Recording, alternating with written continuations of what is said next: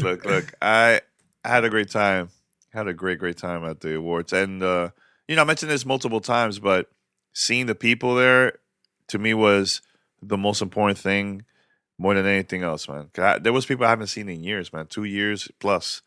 let me So let me tell you. I'm gonna take this show on a quick tangent, real quick. I was sitting here watching the VOD. Obviously, show goes live 2 a.m. here in Europe, so I couldn't watch it live or even co-stream it for the show, right? So yeah, I wake up, it's Friday. I'm like, oh man, the VODs came on. Let me go watch it. Let me go watch the VOD. Boom. And then I'm watching it. And I'm like, all right, cool. I'm like, oh man, look at DJ going up there on the screen. That's awesome. He's one of the future class. And then I see the video with Khalif, and I start bawling here in my chair, dope. in my living room here. The wife, she just walked by, and she's like, are you crying? And I'm like, boo-hoo Charmin Soft, crying in my chair just out of pure joy and happiness because, seeing people that we've seen go from the bottom, like starting, like knowing where they've been to where they're at now. It was just so much happiness and joy seeing them and just knowing that story. And then it hit me. I was like, damn. How long has it been since I've seen all these people? It's like they keep showing faces in the crowd, and I'm like, yeah, I know them. Yeah, I know them. And then it's like, shit. Like, damn, I haven't seen these people in like 3 years now at this point because I've been gone. And I'm like, damn, I really miss Danny in Paris right now. Like, it really hit me at that moment that I was like, man, I haven't seen my boys in a minute. Like, yeah, we do the show and stuff like that, but it's not the same without having you guys like physically there to give you a bro hug and shit. And I might even get teary eyed now, but yeah, it was like, it got emotional for me. So it was good. I'm glad to see that you guys were invited out there. I think it was amazing that we got an opportunity to be on the voting panel, for the show, for the Game Awards in general. But yeah, man, I mean, you guys knocked it out, and just like, once again, shout out to DJ, shout out to Khalif and Spawn on Me, seeing them and the growth that all of our friends in the industry have, that we all started from the bottom and now we're here, right? It sounds cliche, but it's true. It just goes to show the hard work and effort that we've all put through on this craft is finally starting to come out, dude. So, but yeah, that's my little story. Hopefully you guys got a little teary eyed too. No, it's 100%. And look, Pete, also shout out to our other co-host, Paris Lilly. He's here too. He also had a great time at the Game Awards. Don't speak for me. You don't know if I had a good time or not. He had an amazing time. He was smiling the whole time. It's true. But besides the traffic to get in there, just besides that, but it was great. But Paris, man, what's up? How's everything with you, man? No, it's good. And how do I follow up everything that Pete just said? But yeah, I mean, it was great going up to LA and going to the Game Awards, and like Pete has said, we've gone at least 2 years without seeing so many different people. There were even people that I got to see during the couple nights I was up there that I hadn't seen since like E3 2015. I had tweeted this the other day because I kind of just reflected on that day we had, you and I hanging out, and obviously the Game Awards and everything that happened with that. Like, you don't realize what you miss until it's taken away from you. And it was crazy that as close as I lived to LA, I hadn't even been to downtown LA since that Game Awards 2019. It had been 2 whole years, and just seeing people in person, face to face, and just that human connection that you have with so many people, old and new. There was people that came up to me, that knew me, obviously from GTR and Kind of Funny and doing the Xbox show, that just came up to, because I was tweeting out, like, if you see me, come up to me, and people came up to me and, we're taking pictures and hugging it out with people and all that stuff. It was really good, man. I mean, you just realize how much you miss being around, our friends and just our fellow colleagues in the industry. And again, to echo what Pete was saying, thank you, to Jeff Keighley and everyone involved with the Game Awards for allowing us, to vote on the nominees that people, got to see, during the event. That was quite an honor as well. And yeah, it was just awesome, man. I mean, you taking me up to G4, even though it was a super quick tour, we'll obviously have to do it again. But being able to go up to G4 and just see the new studio, it's very amazing, what they're doing up there. And, I'm so proud of you, being, a part of G4 now and, in the background, making the magic happen and all that stuff. But yeah, it's been quite the year. And, it was great to culminate all that, with the Game Awards and see everybody. It was very, very, very, like I said, my heart was full of joy and happiness the last couple of days. So it was great. Yeah, you know what? We were all hanging out, and the tough part was everybody, okay, we have to go back to our rooms. We have to go back home. That was hard for a lot of people because we haven't seen each other so long. Yeah. But yeah, I hope next year we could start slowly going to other events and just hang out with friends and see what happens next, man. So I can't wait. And Pete, hopefully we would love to see you, man, over here in the West Coast one day. Once you're available. It might be happening in a few months, give or take. Certain little some happen in a little certain city happening in Vegas or something like that. Oh, well, that's true. Let's make it happen. All right, everyone. Head over to gamertagradio.com, post your comments and feedback. Listen to our past episodes. You also can find us on any podcast app. Just search for Gamertag Radio. Follow us, subscribe, and over post a review. If you would like to be part of our FAMO segment or episode, here's how you can contact us. Send us your feedback or questions. Give us a call at 786-273-7GTR. Email us at fanmail@gamertagradio.com or leave a message on speakpipe.com/gamertagradio.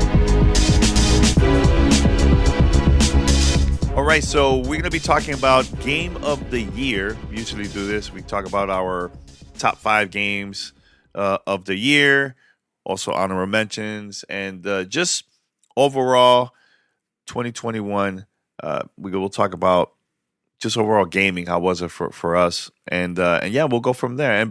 And Paris, I think we have one more episode coming up. Yes. Sometime next week. Yes. One more. One more.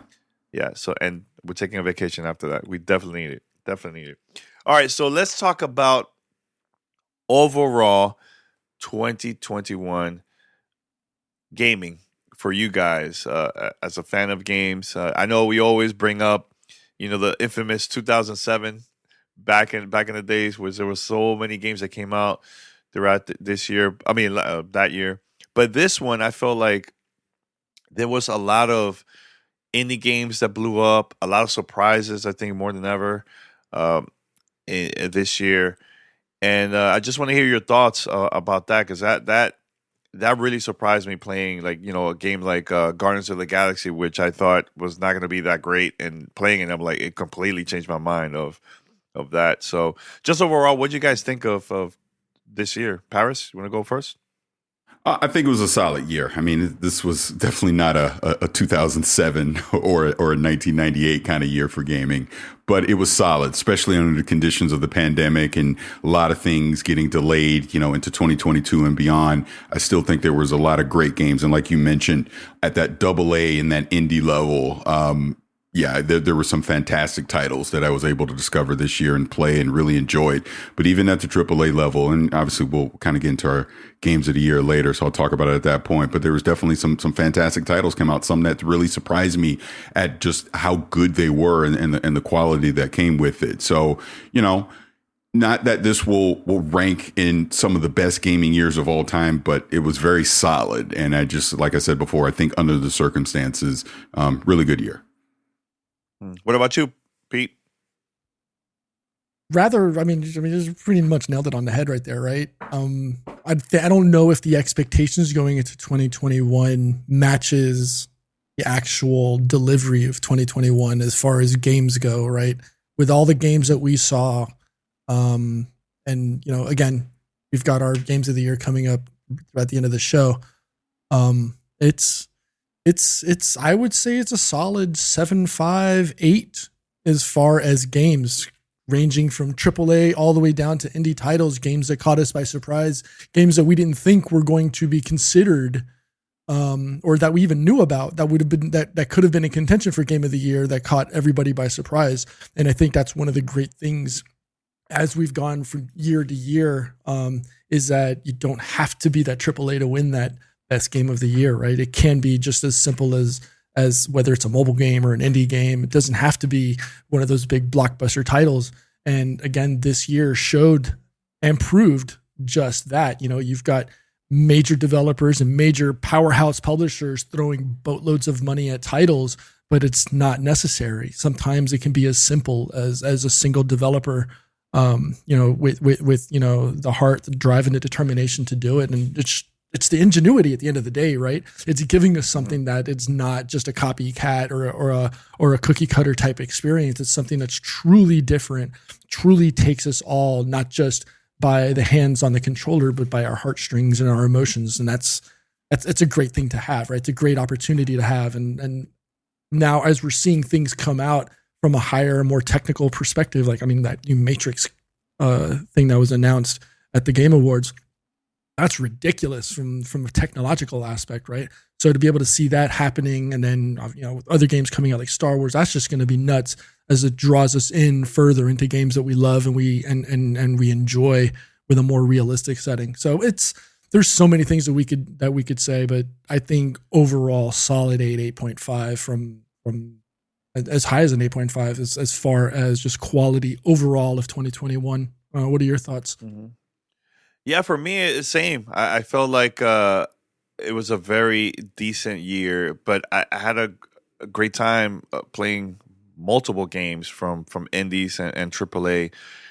Playing, in which I'm going to mention this, playing a game like Knockout City, which was fantastic. I was playing that for months, and that's not a huge game compared to like the other ones we're going to mention later. But that was a lot of fun just playing that with friends. I'll get together with shout out to Blessing from Kind of Funny, Ree and I, and we'll be killing it online nonstop.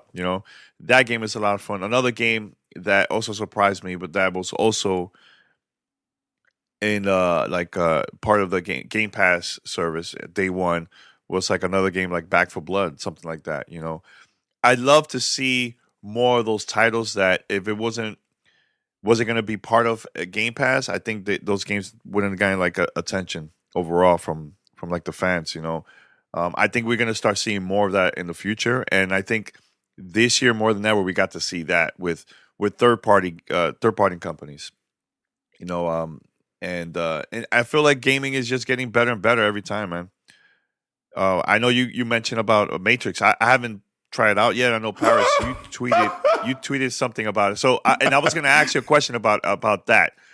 Was this from the original game from the PlayStation?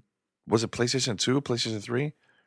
That game, and then they just remade it and made it better with Unreal Engine, right? The new Unreal Engine, right? Or no? Paris. Sorry. My job sent me a message right at the moment I was reading. That's okay. I'm not going to tell you anything. Go play it. Okay. Yeah, trust me. You don't want us to explain it. Go play it. Seriously, I'm not trying to be funny. I really think you should experience it for yourself for the first time, and then we should have a discussion about it. I don't think. Trust me, if we tell you certain things about it, it will ruin the experience. There is the first time you see it moment kind of thing with that demo. Trust me. I will say this though, that Unreal Engine 5, and that's why I tweeted what I tweeted. That Matrix demo makes me want a full on Matrix game, number one. But number two, I do want to see what other devs can do with this engine across the spectrum, from indie all the way up to AAA. And yes, the Coalition did help Epic create this Matrix demo. So obviously that gets me excited to see what the Coalition is going to do with Unreal 5, obviously with Gears, and we know they're working on another project as well. But yeah, I want to see what all these different devs are going to be able to do with UE5, because it's very impressive. But trust me, experience it for yourself for the first time, and don't let no one spoil it. But is this also available consoles, right? It's not only. It's not on PC. It's only consoles. Only consoles. Yeah, Series X and PlayStation 5. Yeah, I did it on Series X, but I mean, if you have a PlayStation 5, you don't have a Series X, you can do it there as well. Okay, I'll do it. And look, I'll play it and we'll talk about it next week. Yes. Cool. All right, we'll do that.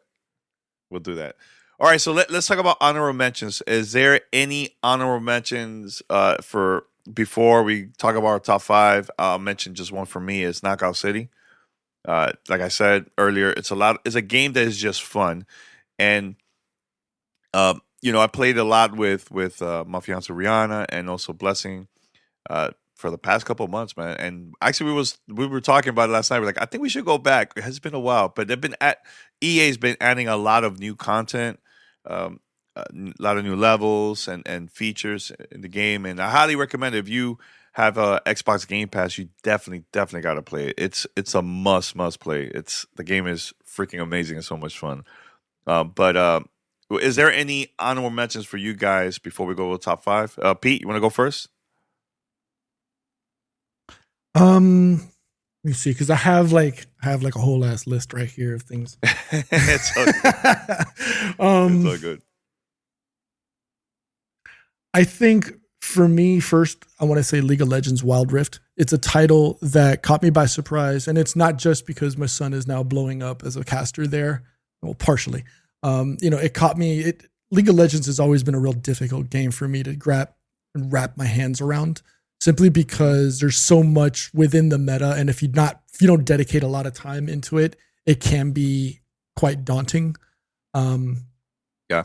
So I think the fact that it's a fast-paced 15-20 minutes in and out experience, as opposed to what could be anywhere ranging from half an hour to an hour, it makes life a lot easier. So I would say honorable mention to them, and also to The Ascent. The Ascent is another game. Ooh, The Ascent. Great that game. came out earlier this year. And honestly, it probably exceeded the expectation that I had, because it was just a lot of fun. I know Paris's review earlier in the year said it was what Cyberpunk should have been. And he's not 100% wrong on that, right? I know it was a game that's, I guess if you could say it's the GTA 3 version of what Cyberpunk 2077 should have been. And it was a lot of fun, and I really enjoyed playing it. Awesome. What about you, Paris? Any honorable mention? Yes, I have a list of my honorable mentions.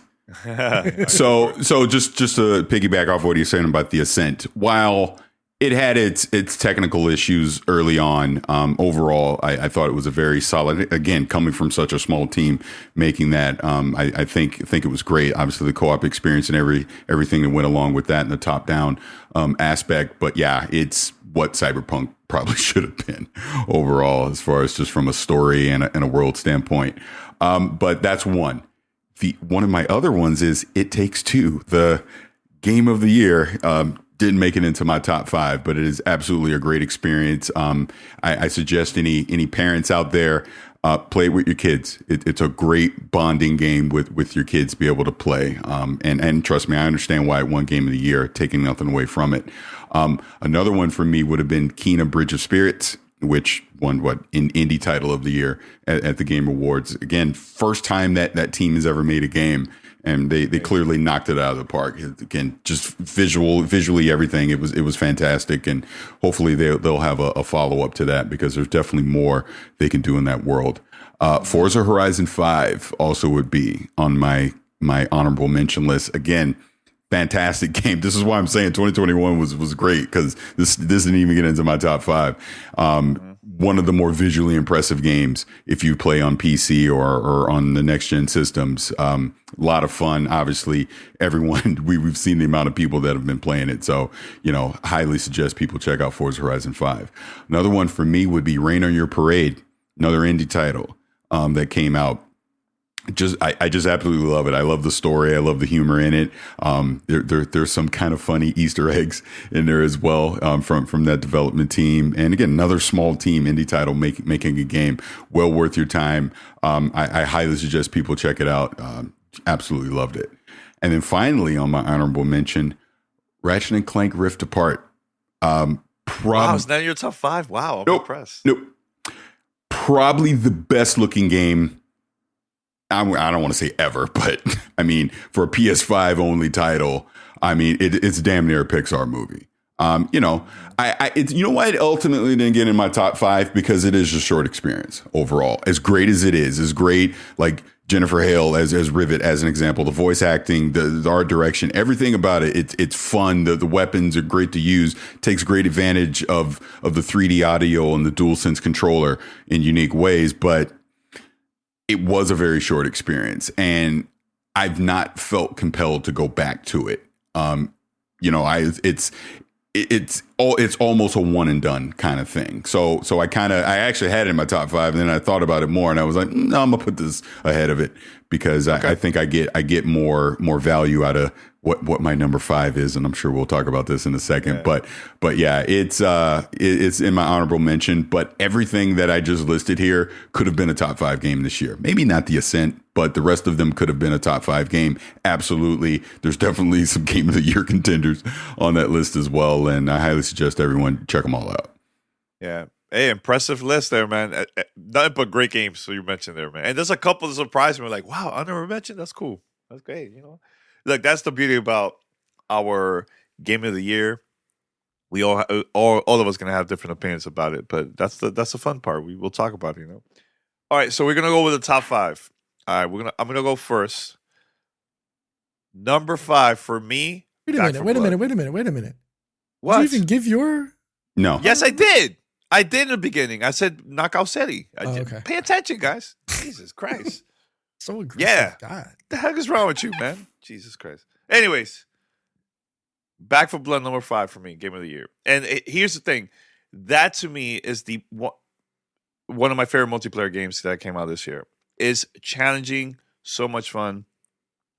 And the game gets harder and harder, man. And it's long game. Like it took us a while to complete the whole thing as a group. And I highly recommend for those that have Game Pass, go try it out. It's an amazing game. And I know there's been changes because there was bugs in the beginning once the game came out. But yeah, if you're a fan of Left 4 Dead and you want something new and you haven't played something like that in a long time, go for it, man. Must play for me. So that's my number 5, Back 4 Blood. All right, next, Pete, what about you? All right. Number 5, I'm going to go with Deathloop. Real ambitious game. And so we got to give kudos to Arcane for a title like this, right? I mean, it's no surprise that I think that they've taken advantage and they understand their expertise in what they do. And it's engaging, it's fun and frustrating at times. And I think they managed to capture the look and the feel, the essence of like what Dishonored would be if it was a more fast-paced multiplayer game, right? And that's not a slight. That's no disrespect. Dishonored is a fantastic title, and I think what Deathloop does with its core gameplay, having to go back, going in and out, back through time, it's nuts. It's insane, and it's something. Again, and I mentioned this early on. It's the fact that it's something new and refreshing, right? And I think that is a very, very key and important thing that we all start to understand and embrace as it gets harder and harder to find those experiences, right? To find something new within this gameplay experience, whether it's the core loop of the game or whether it's a repetitive grind. How do you keep it fresh, and how do you keep players coming back and wanting to do more? And I think as you go through my tops this year, that's going to be a recurring theme. Is how do you come in with something that's not just a repeat from the last 10, 15 years of games that we've done, and it's extremely difficult. And I think that's something that we have to start holding these developers and publishers to task for, is to give us more unique experiences, because I think that's what we all want and need. So Deathloop. All right. Great game. Great game. Love the soundtrack and voice acting. Oh yeah. Love it. Paris, what about you, man? Number 5. Yeah. Before I jump into number 5, one other thing with the Game Awards that was great was, like Pete just mentioned, Deathloop, is being able to tell the actual developers directly what you think about their game and congratulate them, because I ran into the creative director for Deathloop, and you and I both, Danny, ran into the creative director for Forza Horizon 5, and being able to talk to them directly and say, hey, this is why I loved your game. This is what was great about it. And then, Deathloop obviously won the award, and I saw him right after, and, be able to tell Dinga, congratulations. I go, how much I love this game. I mean, I miss that stuff, man. I just going back to the whole thing with this silly pandemic that, we weren't able to do. I miss being able to do stuff like that. So it was awesome to have that in-person, conversation about these great games. But my number 5 is Halo Infinite. And it's a combination of both, of obviously the multiplayer, which everyone is loving. I mean, they're updating the playlist and obviously the progression stuff that they need to tweak. But, that campaign delivered for me. I was highly skeptical over the past year if they were going to be able to stick the landing. And I feel that 343 absolutely did with that campaign. I'm actually on my 3rd playthrough right now because I didn't get any achievements or anything during the preview and the review period. So now I'm playing the actual retail version on PC and going through it again. And I'm just enjoying these encounters and the different ways that you can tackle them, and trying out new weapons and like, oh, let me do this. I did this last time. Let me try this kind of thing. I'm really loving that. Well, obviously no spoilers on here for the story or anything, but it will be interesting to see where they go next with this campaign and how they're going to continue it, because, they're calling it Halo Infinite for a reason. And going back to what I was saying before, just the multiplayer is a banger. It's a lot of fun to obviously play big team battle with your friends and just all the chaos that can happen with that. And I look forward to the future as they continue to tweak and improve that experience as well. But yeah, Halo Infinite is my number 5. And, I'm very happy to say that, because I was worried about the Halo franchise for the last few years, but I now think 343 has owned it, and it seems to be in good hands moving forward. All right. Yes, that's actually my number 4, Paris, is Halo Infinite. I feel like Halo is back. It reminds me a lot of the old school Halo 1 and Halo 2 days, Halo 3. And I love the campaign. Even though it doesn't have co-op, which is fine. But I'm actually replaying it too, because like you said, there was no achievements from the preview version. So I'm like, all right, I'm going to play this in a harder difficulty now, and see if there's anything else I could discover in the game. And yeah, it's challenging. Heroic is no joke. I'm not even going to plan to touch Legendary. I think I'll do that once the co-op releases sometime next year. But not only that, multiplayer, which again, it's a free game, that reminds me so much of the MOG early days of Halo. Even a lot of the pro players from back then are back and playing this, and yeah, I've been playing nonstop with friends. Crossplay available on Game Pass. I was out of town for a couple of days, and I got to play that game using the cloud, and it was smooth experience, very, very smooth experience. So, shout out to 343 for making an amazing Halo game. I can't wait to play this more. Actually, after this, I'll probably play it. So yeah, that's my number 4. Pete, what's your number 4? Number 4 for me is Death's Door. So it's a really I see Ferris' scrunchy face. I love it. So, I mean, it's a modern classic, I think, at this point. And I think it leverages a great combination of just presentation and gameplay. It's super easy to pick up. It's difficult to put down, and it's frustrating as hell to try to figure out. I think Acid Nerve has done a phenomenal job with this title. The gameplay mechanics are extremely fun. And I'll give a hint to those that haven't played it. Don't play it on keyboard and mouse. Plug in your controller and play it, because if you try to do it on keyboard and mouse, you're going to get even more frustrated and it might turn you off from actually playing the game. Not all games can be translated easily to keyboard and mouse, and this is one of them. And I know some say that the difficulty of the game in and of itself is a negative, but I think we need games like this. We need those. Yes. We need that to challenge us as gamers. Also, some people say that like a lack of a map is frustrating. But I think that's part of the charm of this game, right? You don't have to have a map. You don't have to have an easy, hold my hand experience through these games. I think having difficulty in games, you and I think we've all three of us have talked about this in the past. it's a necessity. You need to have these things to challenge you, not just from a mental experience or from an emotional experience. It's what video games are all about at the end of the day. So for number 4, for me, Death's Door from Acid Nerve. Great choice. What about you, Paris? My number 4, as we already previously discussed, is Deathloop.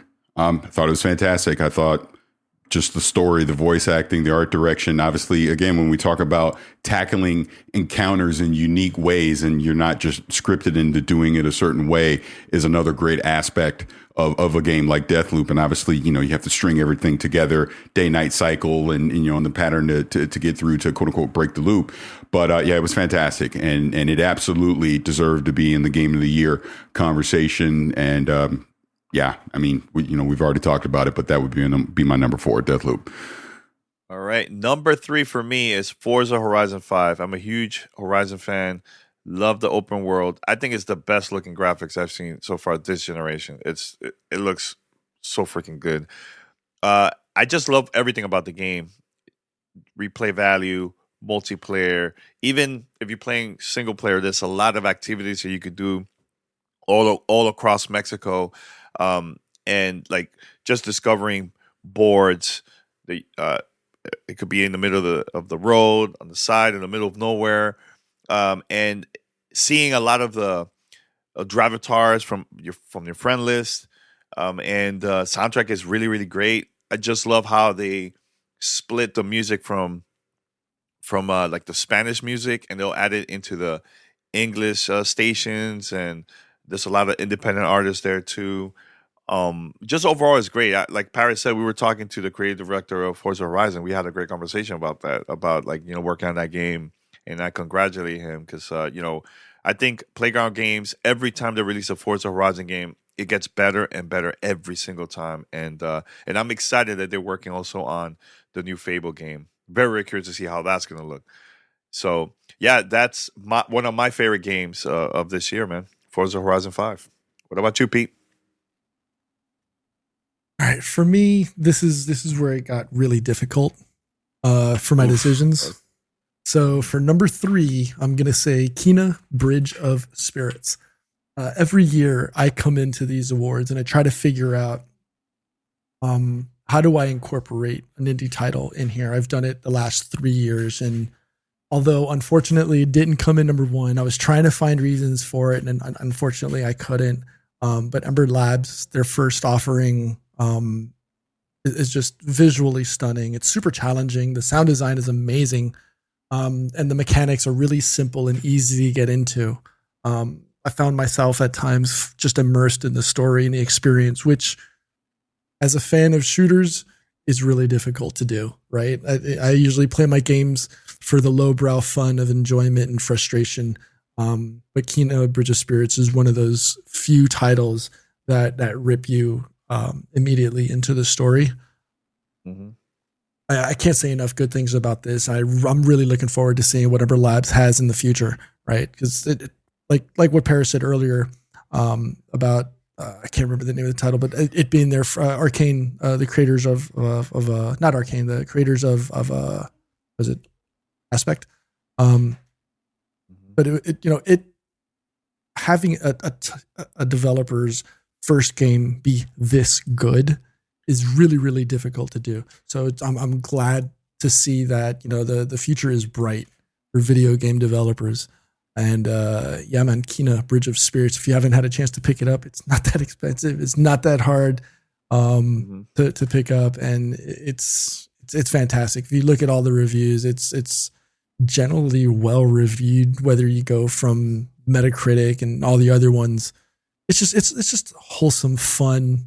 I know you guys are big fans of Breath of the Wild, and if you liked a Breath of the Wild type game and you haven't played and you want something more from that, I'd say definitely pick up Kena Bridge of Spirits, because it's one of those games that it's from beginning to end. It's really difficult to find a game that does everything well, and this is one of those, right?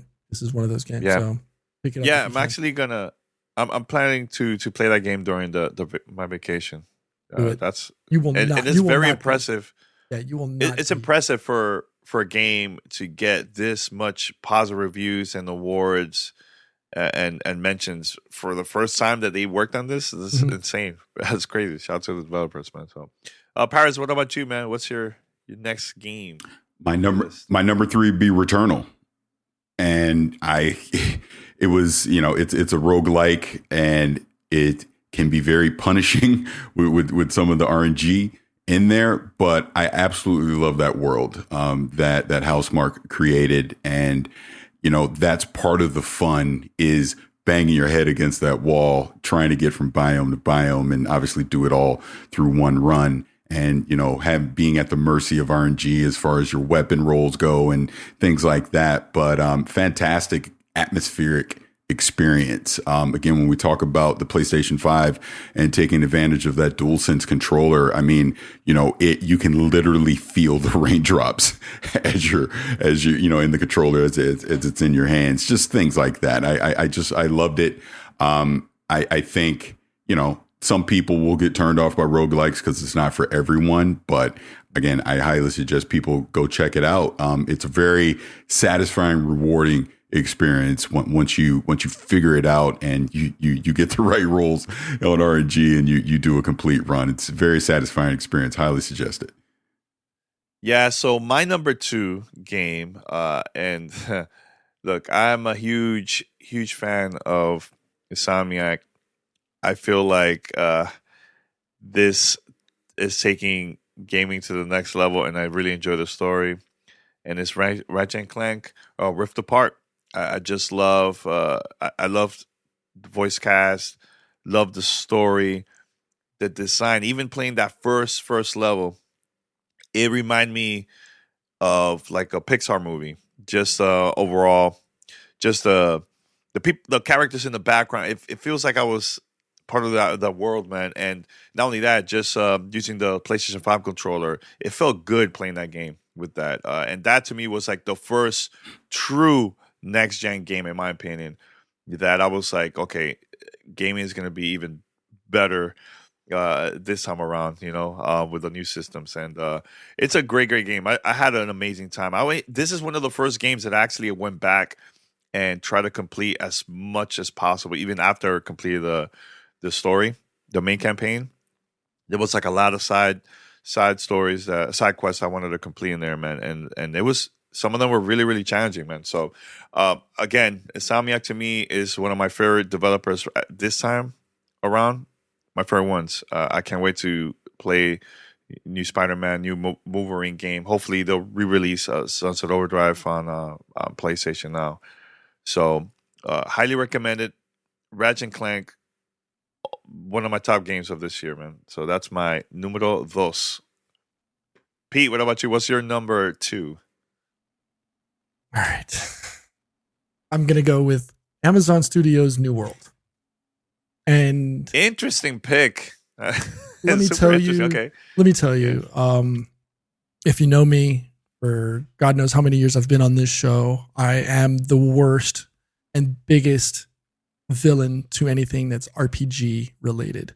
You throw in the multiplayer aspect of it being an MMORPG, and it typically it pushes me further and further away. It's funny, and I don't know if that's finally just me maturing as a gamer, but it's the fact that it's fun and accessible is something that RPGs for me don't always deliver, right?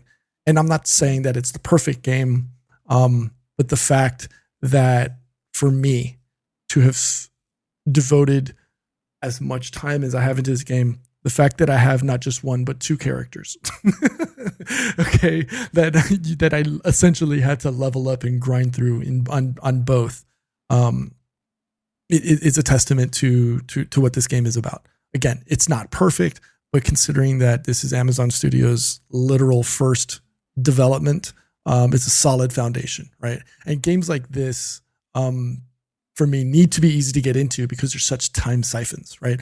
I'm not a 15-year-old anymore with tons of time on evenings and weekends to devote into games, right? I'm an adult, I'm a parent, I'm a father, I'm a husband, so I've got to devote time to to everything going on in my world. And the fact that this game can that I find a way to dedicate a little bit of time to either of the characters, and to Syndicate as well. That's my clan. So whatever, I don't care what anybody else says. I'm Syndicate on both. It's something that I just enjoy playing. It's a fun respite from the day to day, right? It's great to allow me to just get away from the doldrums of day to day life, right? The rewards that you get are relatively easy to achieve, especially on that first 20, because you can always respec your character and say maybe I don't want to do the hammer, maybe I want to do the sword, or maybe I want to do spear, or maybe I want to do axe. But the fact that it gives you that time to respec and really figure out what you want to achieve, because once you get past level 20 is where the fun really begins. And I love the fact that it's super accessible to all MMORPG players, right? At the end of the day. And so, yeah, they maybe not coming out of, the development studio with the most original concept with an MMORPG. But the fact that I, of all people, am spending hours in front of my screen, leveling up my characters, doing these odd tasks and jobs. It's something that I'm really, really enjoying. So for number 2 for me, Amazon Game Studio, New World. All right. Great pick. What about you, Paris? Number 2. My number 2 is Psychonauts 2. Again, Double Fine just knocked it out of the park with this sequel. It's a great way for people who did not experience the first one to enter into the franchise. I love the platforming aspects of it. I love the puzzle solving that was in there as well. The voice acting was just top notch. For everything. It's such a fantastic game. And I will sit here and say, as I sat there in those seats at the Game Awards and saw that game got nominated for 5 things and didn't win one, is freaking robbery. They might as well have had a ski mask and a pistol, because they just straight robbed them. Sorry. It didn't need to win Game of the Year. I'm not saying that, but honestly, it didn't win Art Direction? Really? And look, I may or may not have had a conversation with someone from Double Fine right after that, and they may or may not have agreed with me. But the point remains, it is a fantastic game that you do need to go check out. It is one of the best games that came out in 2021. And it's on everything, right? It's on PlayStation, it's on Xbox, PC. I guess it's not on Switch. But regardless, fantastic game. Please go check it out. Psychonauts 2 is my number 2. Did you do a YouTube short? Did you do a YouTube short after the show and complain about it? No, he didn't do that. Well, actually, that's my number 1. My number 1 game is Psychonauts 2. I just love the message about mental health. I love the puzzles in the game. Story's fantastic. Oh my God, it's so good. Boss battles, amazing experience. Voice acting, great. Music is amazing. There was parts that remind me so much of watching like a Pixar movie, similar to Ratchet and Clank. I agree with you 100%, Paris. It is crazy that game got nominated for so many categories and not even one single win. That sucks. Yep. Really, really sucks. And hopefully other sites will give Double Fine props once we get to see more of the Game of the Year categories. I know for us with G4 at XPlay, we picked that. That is our Game of the Year also. So I can't wait to see other sites to see what they're going to say about Psychonauts 2, man. Great game. Great game. Shout out to Double Fine for it. And also shout out to James and Elise from Funhouse. They're also in the game, one of the main missions from the campaign. They did a great job too. And that's James's dream, to be part of that. Game. So, all right. So we have Pete here. Pete, what's your numero uno, number 1 game of 2021? I'm going to surprise everybody. Oof. Here goes. Halo Infinite. There you go. Great pick. All right. So everybody knows me. I hate multiplayer on Halo. It's just not for me, right? I've always been a proponent for the story first. Danny, you know this. On the last, the last few titles, every time, all right, we're going to go jump in. I'm going to go play the campaign first and go play multiplayer later.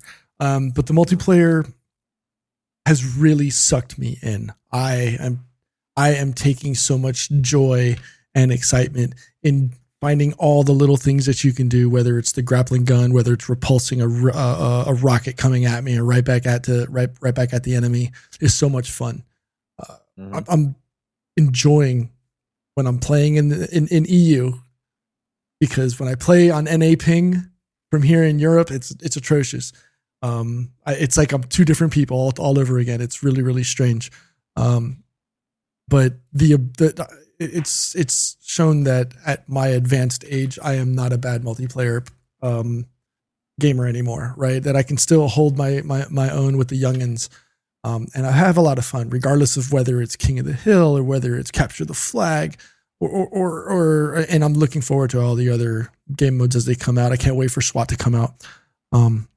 But it's a lot of fun. I'm having fun and finally speccing and getting all of the gear for my character, so I can finally have my Spartan running around in the gear that I want it to look like. Right now, I've got it on one of the Cloud9 all black. And actually, no, it's not Cloud9. I think it's the Natus Vincier. It's black and gold. It looks fantastic running across the screen. The campaign, I'm almost done with it. It's brought me back into the world of Master Chief 117, and I love it. I'm having a blast. I can't say enough about that grapple. I think that's probably the best addition to the game. And I know early on, when there was a lot of vitriol on the webs and social media about giving Spartans special abilities, but I think having those little things, right, having the ability to launch the little radar and have it run on a vehicle as it's going by, and being able to ping all the enemies on the screen, or using the grapple gun and for some reason, for me, and I don't know if this is the same for you guys, but I love grabbing the explosive canisters and just launching them at all of my enemies before I use any of my weaponry. Right? I think I saw a meme the other day that said it best. It was like that one where it's the guy walking with his girlfriend. He's looking back at the girl, and his girlfriend's like, "What is?" And it's like the girl that's looking at, the girl that he's looking at is actually one of the canisters, and the pissed off girlfriend is all like the BR, and the commando, and the sniper, and the rocket launcher. And I've, it's at the end of the day, it's brought back the joy and the fun and the frustration that Halo for me is synonymous with, right? It's brought me back 20 years as a gamer, and it's exciting. And, thankfully 343 made the decision to put it back in the oven, add some more salt, pepper, garlic, and paprika to the game because it needed it. And thankfully, now they've got Joe State and they've got everybody else on board now. Now they've got a great foundation with which to build this new experience on, right? So now are we going to see now what happened with Destiny and Destiny 2, right? Where now they've got the core foundation of a phenomenal game, and now they can just start building and adding pieces on top of it. And it's going to be a fantastic run for the years to come. So for me, Game of the Year 2021, I never thought I was going to say this, but Halo Infinite. I'm very impressed. Great choice, Pete. Great choice. I love how different our list has been. Like, it's been totally different, so it's awesome. All right, Paris, what's your favorite game this year, man? You already know what my number one is, because I've been saying it since the summer. It's Death's Door. I mean, it just is for me, because it's the most fun that I had this year playing a game, because it had that retro, Zelda Link to the Past type of feel to it. So I got the nostalgia from it, but it felt like a modern game, and the music soundtrack is just so good. It just brings you into that world, and you want it encourages you to want to stay there and explore and discover new things. And then the boss battles they're fantastic. All the boss battles in that game are fantastic. I just absolutely love it. I ended that game wanting more, and that's the sign of a great game to me, where I didn't want it to end. I wanted to keep playing it. And I'm about to lose my headphones, so my sound might cut out. I might not hear you guys, but yeah, I just adore the game. I just do. And the fact that two people made that game just blows my mind. It still does to this day. I mean, it's only $20. It's on the PlayStation now as well. I mean, it's just one of those things that I evangelize for because I want people to go play it. I want people to, have that feeling that I'm having playing that game because it was just that good to me. So yeah, absolutely. Death's Door is my game of the year. And again, ski mask and a pistol because they got robbed at the Game Awards too. How about that? Should have won something. There you go. Done. And that game is also available on the Switch, right? On Switch Came now, out. Yes, you're correct. It is on the Switch as well. Right? Yes. Yep. Yeah. Yep. I think I'll play it on the Switch too. Yeah, because I played it on the Xbox. It's a great game. Great game, by the way. Yeah, those are our top 5 games of 2021, man. Overall, I love that our picks is very, very different. Love that all about indie and also, AAA games there too. So it's really cool. Really, really cool. We're going to wrap it up, but is there anything else you guys want to mention before we stop the recording? One thing I want to say is, I'm glad that we finally got together, us three. It's been a very busy year for all of us. I truly miss recording with you guys. Ever since I got the job here at G4, I have to get used to the schedule and everything. It's been a while for me to work, have like a 9-to-5 job like this and also do GTR at the same time. But recording with you guys has always been fun for me, man. And I can't wait to do more of that next year. I know we have one more episode coming up next year, but yeah, I just want to say that, man. I'm glad that we got together finally. Yeah, agreed. Peter Paris, want to say anything before we wrap it up? Let me talk because literally my headphones are about to die and I won't be able to hear you. It's been another great gaming year. There's been a lot of highs. There's obviously been some lows there as well, but overall, I think it's been a fantastic gaming year. And as we go into 2022, which I'm sure we'll talk about more in the next episode, I just think the gaming future looks bright. I think as we really transition into this next generation of gaming, again, going back to that Matrix demo, I think the potential is there to create some experiences that we've just not seen before, and that's what excites me the most. Look at a lot of the different services and things that these consoles can do now that enhances the experience. It's an exciting time. And you, Pete? Before we go, once again, thank you, Danny. Thank you, Paris, for being best friends, best brothers a guy could have. I don't know if I'm going to be on the next show next week or anything because I've got my daughter, I've got family here in town, so things are going to be up in the air. But it's all good. It's all good. Thanks to the listeners, thanks to our viewers on Twitch. I am curious because I know we're on 2 hours earlier than our normal Sunday times, and I want actually our viewers to have a little bit of feedback on this as well. So let us know if you like the new time slot. Let us, I just want to know more. What do our listeners expect in 2022? I think, we always jump in and there's always like that big interview that we do.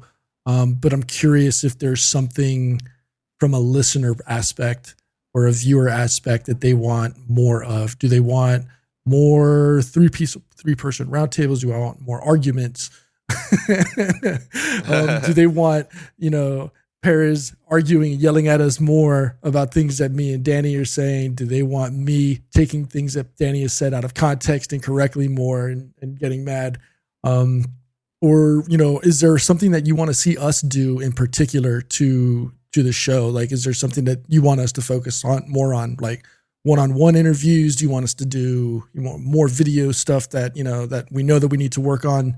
I just want to know what, so hit the feedback, hit the Discord, hit the email, let us know, how do we make Gamertag Radio bigger and better in 22 for you guys? Cause that's at the end of the day that this is, you guys are you guys and girls, and you're the ones that you're the ultimate target, right? You're the demographic that we're looking for. So you need to tell us what you want more of in 2022.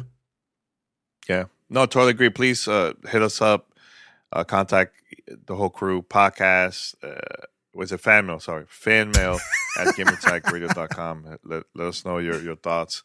And we'll read it, we'll look at it, talk about it, and make some changes, man. You know, so. But yeah, we're gonna wrap it up here. Head over to gamertagradio.com. Post your comments and feedback. Listen to our past episodes. We have a lot of content that been releasing throughout the whole year.